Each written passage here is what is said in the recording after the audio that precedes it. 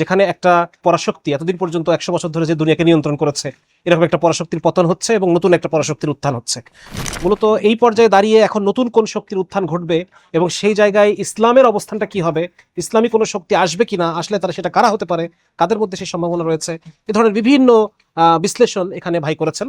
এবং ওনার মানে জিওপলিটিক্যাল যে বিশ্লেষণগুলো উনি সাধারণত করেন সেটা মাশাআল্লাহ খুব চমৎকার হয়। সাইদ আবরার ভাই, ওনার ফেসবুক অ্যাকাউন্ট আমি ফলো করি। আসসালামু আলাইকুম রহমতুল্লাহি ওয়া বারাকাতুহু। আছি বাইতুল মোকাররম ইসলামী বইমেলার আজকে প্রায় শেষ দিন বলা যেতে পারে। তো খুব এই শেষ মুহূর্তে খুব গুরুত্বপূর্ণ একটা বই এসেছে, আপনারা দেখতে পাচ্ছেন।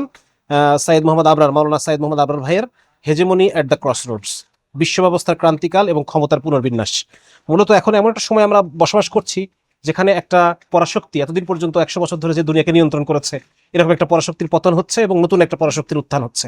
তো এই জায়গায় দাঁড়িয়ে আসলে এটা শুধু আমাদের কথা না, এটা বিভিন্ন স্কলাররা, অর্থনীতিবিদরাই কথা বলেছেন, ফিলোসফাররাই কথা বলছেন, বিভিন্ন পর্যায়ের মানুষ, গবেষকরাই কথা বলছেন।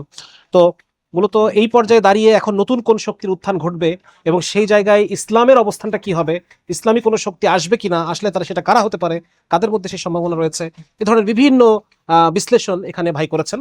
এবং ওনার জিওপলিটিক্যাল যে বিশ্লেষণগুলো উনি সাধারণত করেন সেটা মাশাআল্লাহ খুব চমৎকার হয়। সাইদ আবরার ভাই, ওনার ফেসবুক অ্যাকাউন্ট আমি ফলো করি। তো এখান থেকে আমার মনে হয় যে বইটা চমৎকার একটা বই হবে ইনশাআল্লাহ।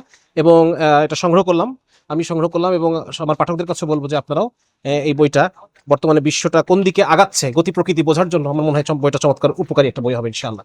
ঠিক আছে, আসসালামু আলাইকুম রহমতুল্লাহি ওয়া বারাকাতুহু।